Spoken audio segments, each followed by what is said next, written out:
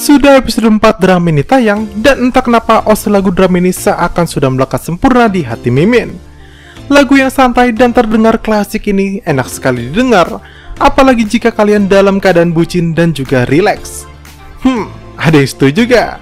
Dan selain konflik pria cabul yang menjadi permasalahan utama pada episode ini, kita juga dibuat fokus oleh pasangan ketiga drama ini, yakni Yongguk dan juga Hwajung.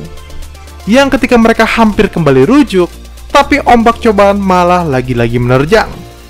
Cinta pertama Yongguk datang kembali ke Gongjin dan membuat imannya goyah. Apalagi wanita tersebut ternyata masih lajang dan belum pernah menikah.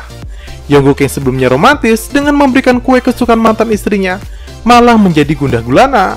Apakah ia harus maju atau kembali ke Hwajung? Lalu di episode ini juga menjadi pondasi cinta kuat kepala Hong dan juga Yejin nantinya.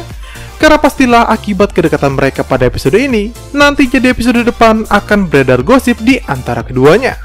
Duh, makin gak sabar nih. Pasti makin lucu aja ya kan? Semua orang akan menjodoh-jodohkan mereka berdua, dan mereka berdua yang sebenarnya saling suka pasti akan malu-malu kucing sambil membantahnya. Oke, sebelum kita masuk ke pembahasan episode ini, bantu channel Michan PD ini dengan cara menekan tombol subscribe-nya agar Mimin tetap semangat memberikan konten-konten menarik untuk kalian semua. Gomawo. Ketika bertemu Sok cuek dan giliran tak bertemu merasa rindu. Yap, itulah Yejin yang di episode ini masih jaim mengakui bahwa dirinya memang menyukai kepala Hong. Dia yang terbiasa bertemu di persimpangan jalan setiap harinya malah merasa kehilangan ketika kepala Hong sedang disibukkan di tempat lain.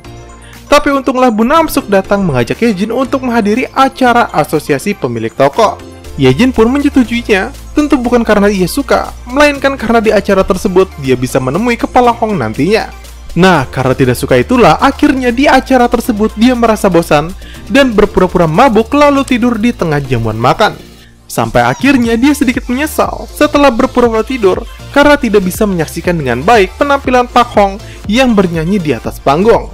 Lalu di akhir rapat, semua orang pun pulang, dan kepala Hong menggendong Yejin pulang yang masih berpura-pura tidur. Dan di tengah jalan, di saat tidak ada lagi yang melihat, kepala Hong yang tahu ini pun menyuruhnya untuk berhenti berpura-pura.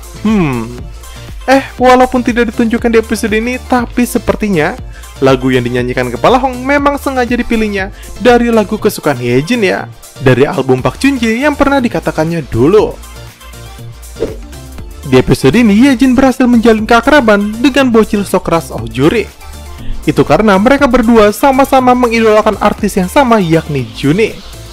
Awalnya pendekatan Yejin gagal karena Juri tidak percaya bahwa dirinya pernah berfoto bersama dan Juni pernah menjadi pasiennya Yejin. Sampai akhirnya Yejin memberikan bukti foto kepadanya. Dan di waktu yang berlainan, ternyata idol Juni juga tiba-tiba datang makan siang di kafe ayahnya. Tapi sayang, Juri malah mengira kalau orang di hadapannya itu adalah idol palsu. Alih-alih terkejut dan meminta foto bersama. Konflik utama pada episode ini datang dari orang yang dari luar terlihat baik dan sopan. Pria itu beberapa kali datang ke klinik untuk merawat giginya, yang padahal itu hanya alasannya untuk mencari mangsa. Di saat Yejin tidak ada, pria tersebut selalu mengambil kesempatan untuk menggoda Misun. Dan godaannya ini lewat dari batas karena sudah melecehkannya secara fisik. Dan untunglah hari itu Yejin melihat pria tersebut sedang mengelus-ngelus punggung dari Misun yang membuatnya langsung naik pitam. Yejin yang hendak melaporkannya malah ditantang balik karena pria itu ternyata anak dari pejabat setempat dan merasa bisa melakukan apapun.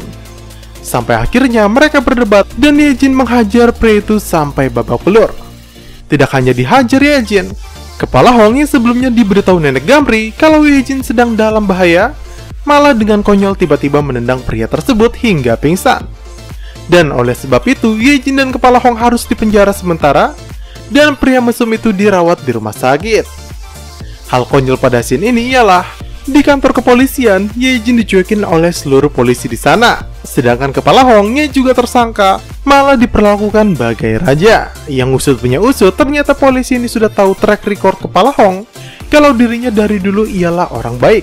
Bahkan kepala Hong 2 kali mendapat penghargaan warga teladan dan pemberani, karena menangkap pencopet dan juga menyelamatkan orang yang hampir tewas karena hampir tertabrak kereta.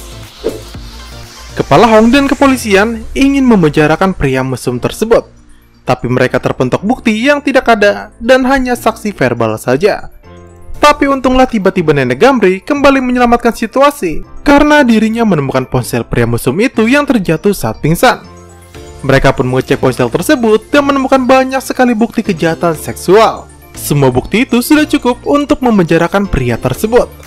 Tapi seakan sok menjadi pahlawan, Kepala Hong sedikit menghajar lagi dan mengatakan kalau pria itu mengganggu wanita yang disukainya. Cie. Lalu esok harinya, sebagai ucapan terima kasih telah dibantu, Ye Jin mendatangi rumah Pak Hong dengan buah dan juga miras di tangannya. Karena sayang jika tidak ikut mencicipi miras mahal tersebut, dia pun berdalih akan meminum miras tersebut bersama Kepala Hong. Dan mereka pun akhirnya minum dan mabuk bersama sampai larut malam sambil membicarakan hal-hal yang begitu pribadi. Dan di sini Ye Jin menceritakan kalau alasan dirinya memilih desa Dermaga Gongjin ialah karena tempat tersebut adalah tempat dia dan ibunya merayakan hari ulang tahun ibunya sebelum ibunya tersebut meninggal dunia. Dan episode ini pun ditutup saat Kepala Hong yang mencoba mendinginkan tengkuk dan pipi Ye Jin yang memanas akibat mabuk. Dan kondisi ini lagi-lagi bikin baper karena momennya begitu pas untuk saling sedot-sedot. Ya Lord, astaga, otak Mimin udah mikir ke sana aja. Oke, kalau kalian suka dengan konten-konten dari Mimin, jangan lupa untuk menekan tombol like, subscribe, dan nyalakan tombol lonceng notifikasinya ya, agar kalian selalu mendapat info menarik dari channel Mimin ini. Saya Mimin Cara pamit, see you sahabat Bincang Media.